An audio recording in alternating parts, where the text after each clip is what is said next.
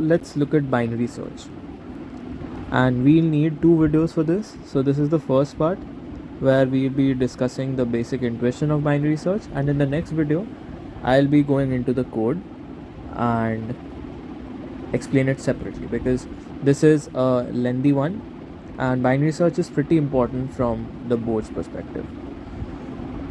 So we know about linear search, and if you don't, please check out my other video on linear search before watching this because that's gonna be very helpful as an intuition for this video. So let's start off. Binary search, the word itself contains binary, so binary means 2, so it has something to do with 2, and in fact it actually does. So let's explain it with an example.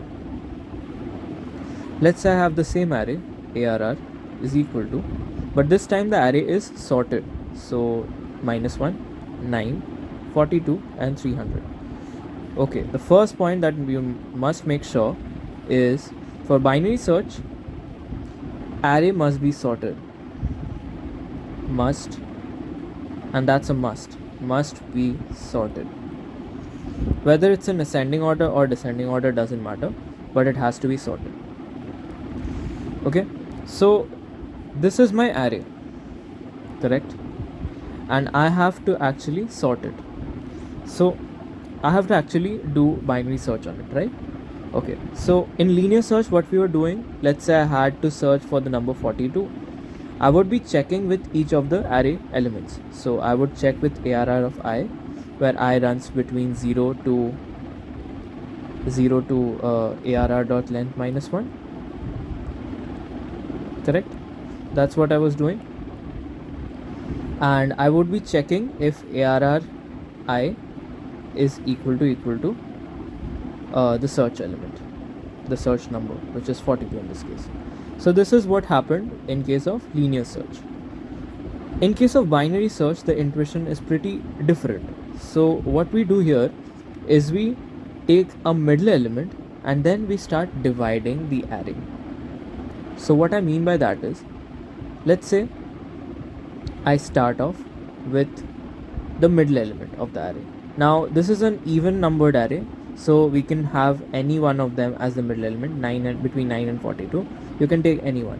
So let's say for this I take the second element, which is 42, to be the middle element. Okay, so after I take the middle element, be 42, and let's say I have to search for -1 in this array. Okay, so the middle element is 42. Now what I do is I compare whether -1, this searching element, how it is related to this middle element. This is the mid element, this is the search element. So I find out the relation. So the search element is less than the mid element, right? Yes. So since it's smaller than the mid element, what I do is I know for a fact that since this array entirely is sorted, so if I want to find -1 in this array, it has to be to the left of 42. To the left of 42, correct? Yes. So I use two different variables here. So I start off with a low variable which is initialized to the leftmost element's index, so which is 0, and I have this high element which is the rightmost index, so rightmost index is 3, and everything else is based on these two things. So here let me write the array. So the array is -1, 9, 42, 300, correct? So this is my array. Now the low value is 0 initially, and the high value is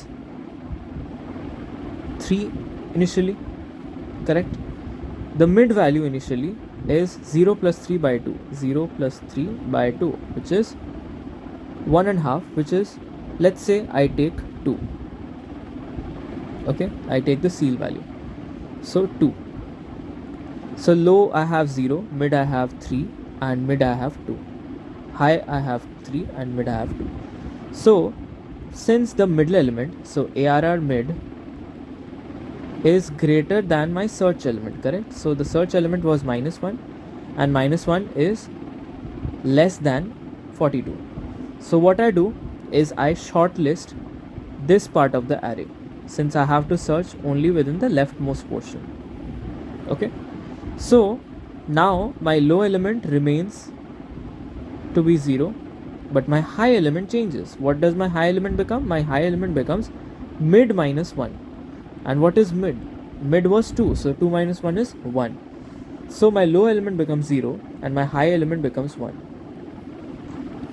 Now I calculate the mid again. I calculate the mid again. So this time the mid would be 0 plus 1 by 2, and I take the ceil value. So this is the notation for ceil. So I take the ceil value, the ceil is going to be 1. So the mid value is 1. So now I compare against ARR mid again. So ARR mid is 9, which is not equal to -1, correct? -1 was the one element which we were searching, so it is not equal. So now I know for a fact that the element must exist to the left of 9, so it must exist here. So now my low does remain same to be 0, and my high becomes mid -1. So mid -1 is basically 1 minus 1, which is 0. So now my mid element becomes 0 plus 0 by 2, which is effectively 0. So my ARR mid becomes 0, and now since ARR mid is 0, now I compare against the same. So my ARR mid is ARR 0 actually, and ARR 0 is -1. -1 was the element which we wanted to search, so it is matching. So since there's a match, we say that's true. This element is in fact present in this array, and that's how we find it out. Okay, so this was one case. Let's look at the case of how I find in case the number to be searched was 9. Okay, so let me erase all this. Or let's say I had to search for 9. Yes. Okay, so what would I do then? I would again take the low value. The low value would be 0. The high value would be 3. The mid value would be 2.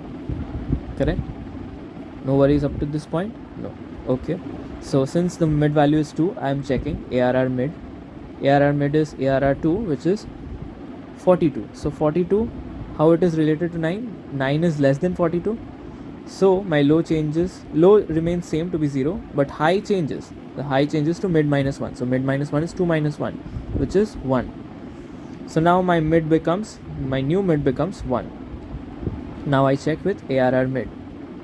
So ARR mid is ARR 1, and ARR 1 is actually equal to 9. So I found the number. So that's how things operate on this scale. Let's say I have the last example. Let's say I have to check for whether 45 is present in this array, and note that 45 is not present. So same case, low would be 0, high would be 3, mid would be 2. Now ARR mid would be 42.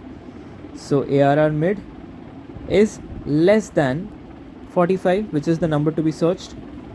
42 is less than 45, so I have to search to the right of 42. So to the right of 42, I have to change the low value. So here comes the funda, here comes the change. So all this while we were changing the high value, because we had to search in the left of the mid element, but now we have to search in the right of the mid element. Since we have to search to the right of the mid element, I make the low to change, but the high remains the same. So high remains 3, but my low changes. Low changes and becomes 2 plus 1, which is mid plus 1. So low becomes mid plus 1, which is mid is 2, so 2 plus 1 is 3. So low is 3, high is 3. So my mid becomes 3 plus 3 by 2, which is 3 plus 3 by 2, which is 3. So my mid becomes 3. ARR mid is checked. ARR mid is ARR 3. ARR 3 is, as you can see, ARR 3 is 300. ARR 3 is 300. and 300 is not equal to 45. So since it's not equal to 45, and since the low value can't exceed 3, since the low value can't be greater than 3, right? Low can't be greater than 3. This is not possible. So we come to know that that particular number, which is 45, doesn't exist in this array. So I hope this intuition was entirely clear. It's a pretty long solution, so I only discussed and concentrated on explaining the intuition, not the code. We would be looking at the code in the next video, but until then, it is too much regards that you watch this video again in order to understand the logic from a better perspective. So this is binary search on Java arrays. I hope you understood every part of the video. I would urge you to watch this video again and again if you don't. So anyway, guys, in the next video we'll be looking at the code for this. So thanks for watching.